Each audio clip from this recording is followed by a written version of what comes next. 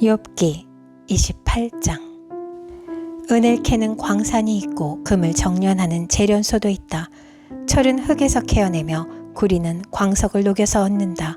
광부들은 땅속을 깊이 파고 들어가서 땅속이 아무리 캄캄해도 그 캄캄한 구석구석에서 광석을 캐어낸다. 사람이 사는 곳에서 멀리 떨어진 곳, 사람의 발이 가 닿지 않는 곳에 사람들은 갱도를 판다. 줄을 타고 매달려서 외롭게 일을 한다. 땅 위에서는 먹거리가 자라지만 땅속은 같은 땅인데도 용암으로 들끓고 있다. 바위에는 사파이어가 있고 돌가루에는 금이 섞여 있다. 솔개도 거기에 이르는 길을 알지 못하고 매의 날카로운 눈도 그 길을 찾지 못한다.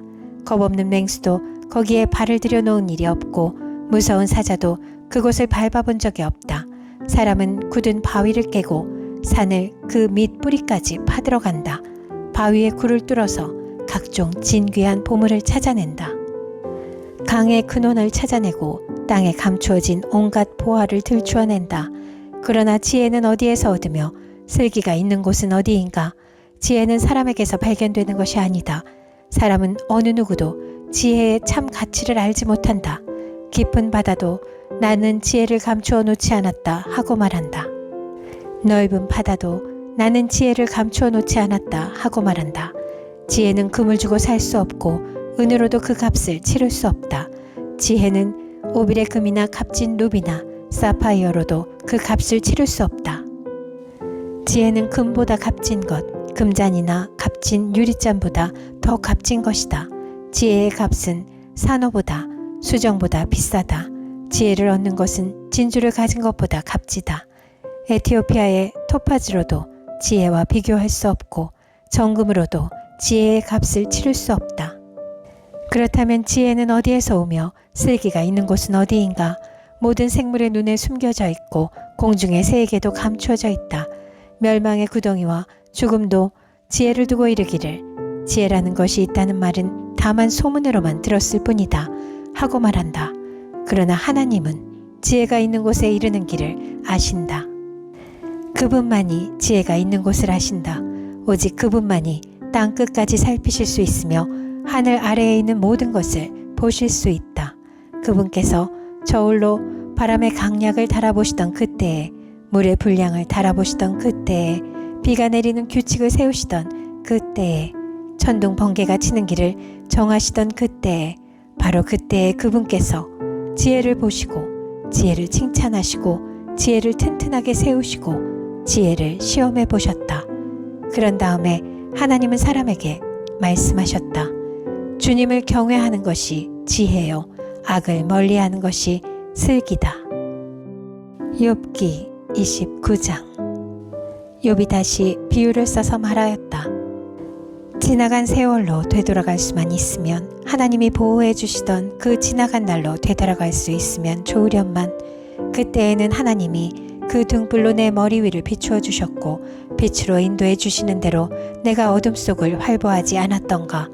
내가 그처럼 잘 살던 그 시절로 다시 돌아가서 살 수 있으면 좋으련만, 내 집에서 하나님과 친밀하게 사귀던 그 시절로 되돌아갈 수 있으면 좋으련만, 그때에는 전능하신 분께서 나와 함께 계시고 내 자녀들도 나와 함께 있었건만, 젖소와 양들이 젖을 많이 내어서 내 발이 젖으로 흠뻑 젖었건만, 돌짝밭에서 자란 올리브 나무에서는 올리브 기름이 강물처럼 흘러나왔건만, 그때에는 내가 성문 회관에 나가거나 광장에 자리를 잡고 앉으면 젊은이들은 나를 보고 비켜서고 노인들은 일어나서 내게 인사하였건만, 원로들도 하던 말을 멈추고 손으로 입을 가렸으며 귀족들도 혀가 입천장에 달라붙거나 한 것처럼 말소리를 죽였건만, 내 소문을 들은 사람들은 내가 한 일을 칭찬하고 나를 직접 본 사람들은 내가 한 일을 기꺼이 자랑하고 다녔다.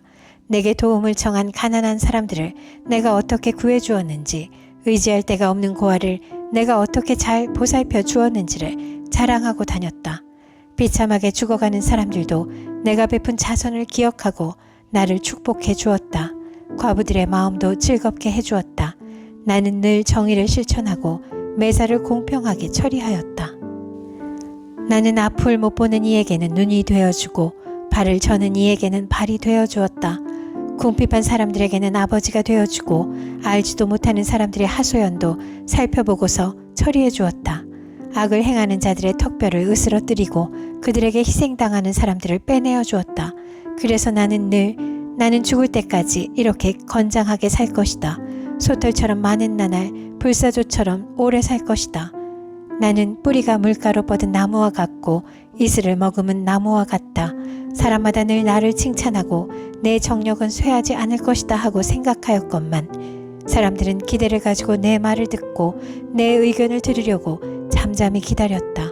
내가 말을 마치면 다시 뒷말이 없고 내 말은 그들 위에 이슬처럼 젖어들었다. 사람들은 내 말을 기다리기를 단비를 기다리듯 하고 농부가 봄비를 기뻐하듯이 내 말을 받아들였다. 내가 미소를 지으면 그들은 새로운 확신을 얻고 내가 웃는 얼굴을 하면 그들은 새로운 용기를 얻었다. 나는 마치 군대를 거느린 왕처럼 슬퍼하는 사람을 위로해주는 사람처럼 사람들을 돌보고 그들이 갈 길을 정해주곤 하였건만. 욥기 30장. 그런데 이제는 나보다 어린 것들까지 나를 조롱하는구나. 내 양떼를 지키는 개들 축에도 끼지 못하는 쓸모가 없는 자들의 자식들까지 나를 조롱한다. 젊어서 손에 힘이 있을 듯하지만 기력이 쇠하여서 쓸모가 없는 자들이다.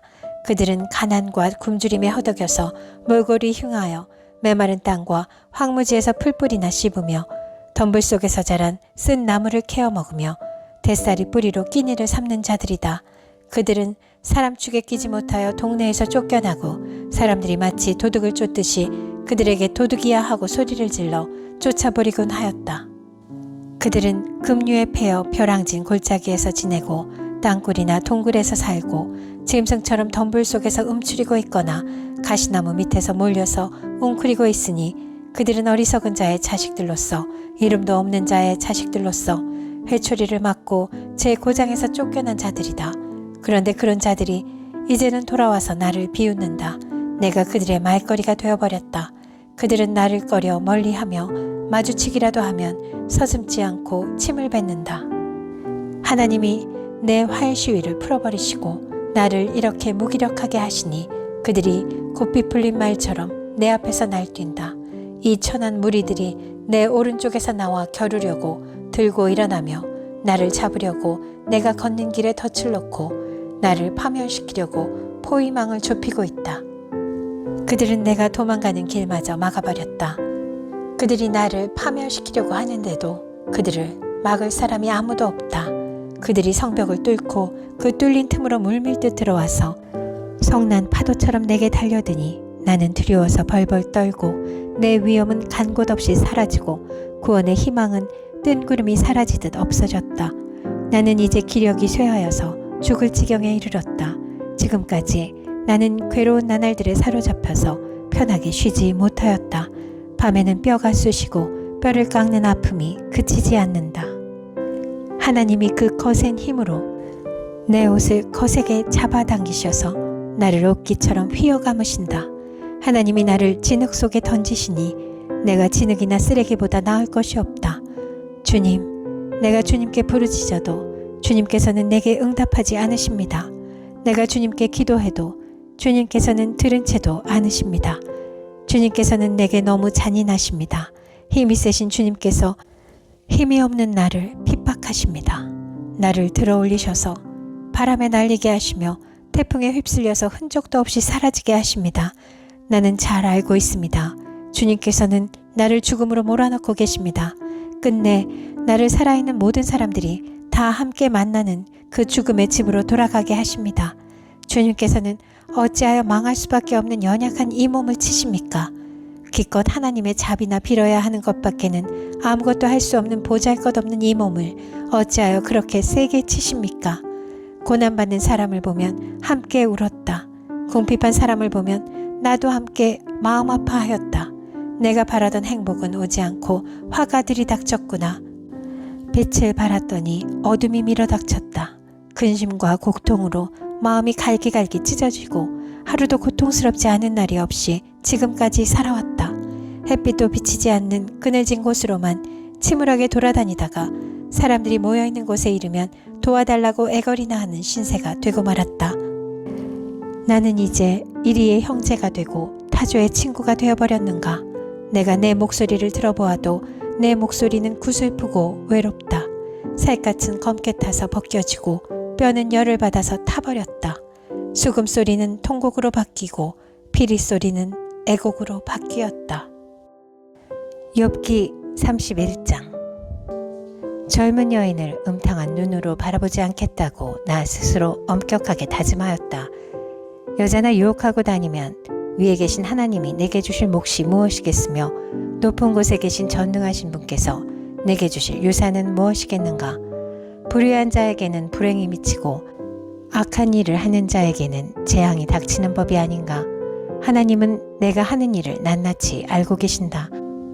내 모든 발걸음을 하나하나 세고 계신다. 나는 맹세할 수 있다. 여태까지 나는 악한 일을 하지 않았다. 다른 사람을 속이려고도 하지 않았다. 하나님이 내 정직함을 공평한 저울로 달아보신다면 내게 흠이 없음을 아실 것이다. 내가 그릇된 길로 갔거나 나 스스로 악에 이끌려 따라갔거나 내 손에 죄를 지은 흔적이라도 있다면 내가 심은 것을 다른 사람이 거두어 먹어도 내가 지은 농사가 망하더라도 나는 할 말이 없을 것이다. 남의 아내를 탐내서 그 집 문 근처에 숨어 있으면서 그 여인을 범할 기회를 노렸다면 내 아내가 다른 남자의 노예가 되거나 다른 남자의 품에 안긴다 해도 나는 할 말이 없을 것이다. 남의 아내를 범하는 것은 사형 선고를 받아야 마땅한 범죄다. 그것은 사람을 파멸시키는 불, 사람이 애써서 모은 재산을 다 태우는 불이다. 내 남종이나 여종이 내게 탄원을 하여 올 때마다 나는 그들이 하는 말에 귀를 기울이고 공평하게 처리하였다. 그렇게 하지 않았더라면 내가 무슨 낯으로 하나님을 뵈며 하나님이 나를 심판하러 오실 때에 내가 무슨 말로 변명하겠는가. 나를 창조하신 바로 그 하나님이 내 종들도 창조하셨다. 가난한 사람들이 도와달라고 할 때에 나는 거절한 일이 없다. 앞길이 막막한 과부를 못 본 채 한 일도 없다. 나는 배부르게 먹으면서 고아를 굶긴 일도 없다.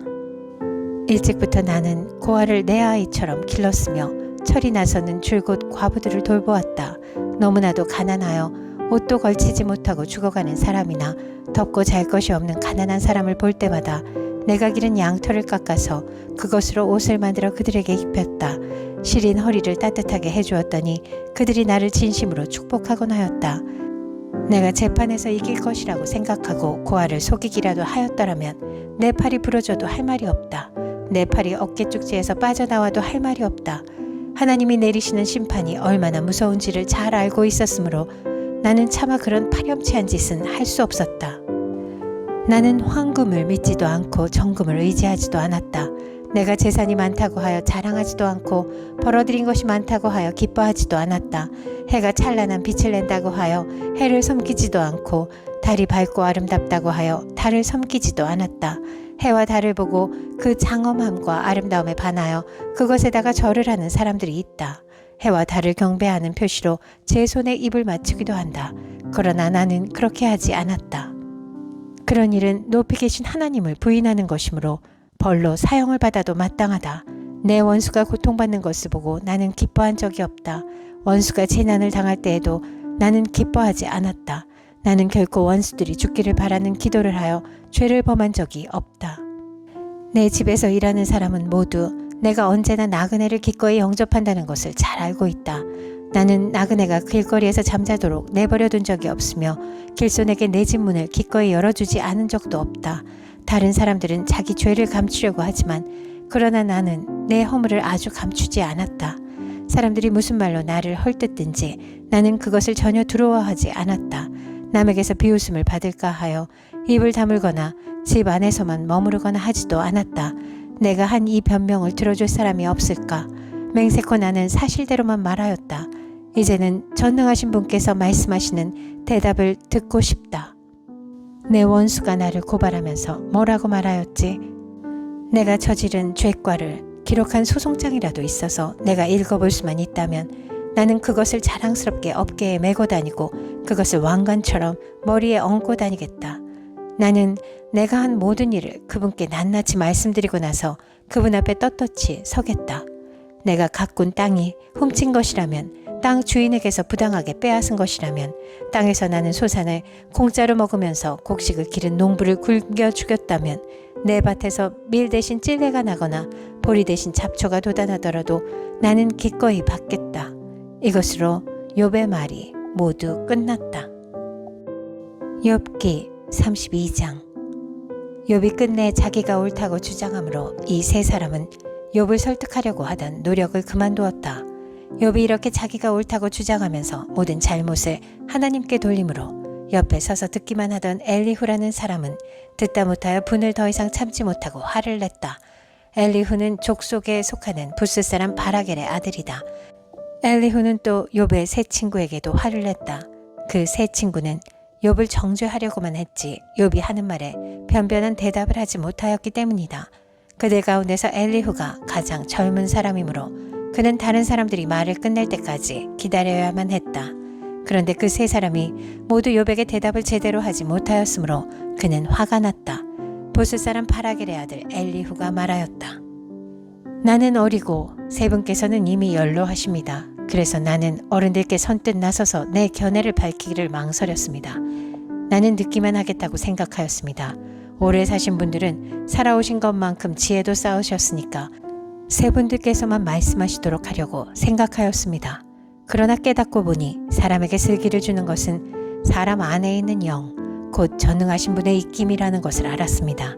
사람은 나이가 많아진다고 지혜로워지는 것이 아니며 나이를 많이 먹는다고 시비를 더 잘 가리는 것도 아니라는 것을 알았습니다. 그래서 나도 생각하는 바를 말씀드리고자 합니다. 내가 하는 말을 들어주시기 바랍니다. 세 분이 말씀하시는 동안에 내가 참으며 듣기만 하였습니다. 세 분이 지혜로운 말씀을 찾으시는 동안에 나는 줄곧 기다렸습니다. 나는 세 분이 하시는 말씀을 주의 깊게 들었습니다. 그런데 세 분께서는 어느 한 분도 욥 어른의 말을 반증하거나 어른의 말에 제대로 답변하지 못하셨습니다. 그러고서도 어떻게 지혜를 발견했다고 주장하실 수 있습니까?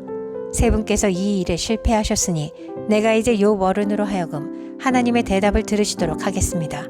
욥 어른이 나에게 직접 말을 걸어온 것이 아니므로 나는 세 분께서 말씀하신 것과는 다른 방식으로 욥 어른께 대답하겠습니다. 욥 어른께서는 들으십시오. 세 분 친구가 놀라서 말을 하지 못합니다. 그분들은 어른께 아무런 대답도 하지 못합니다. 그런데도 내가 그들이 입을 다물 때까지 기다려야 합니까? 이제 그들은 할 말도 없으면서 그냥 서 있기만 합니다. 그럴 수 없습니다. 이제는 내가 대답하겠습니다. 내가 생각한 바를 말씀드리겠습니다. 이제는 더 이상 기다릴 수 없고 말을 참을 수도 없습니다. 말할 기회를 얻지 못하면 새 술이 담긴 포도주 부대가 터지듯이 내 가슴이 터져버릴 것 같습니다. 참을 수 없습니다. 말을 해야 하겠습니다. 이 논쟁에서 어느 누구 편을 들 생각은 없습니다. 또 누구에게 듣기 좋은 말로 아첨할 생각도 없습니다. 본래 나는 아첨할 줄도 모르지만 나를 지으신 분이 지체하지 않고 나를 데려가실까 두려워서도 그럴 수는 없습니다.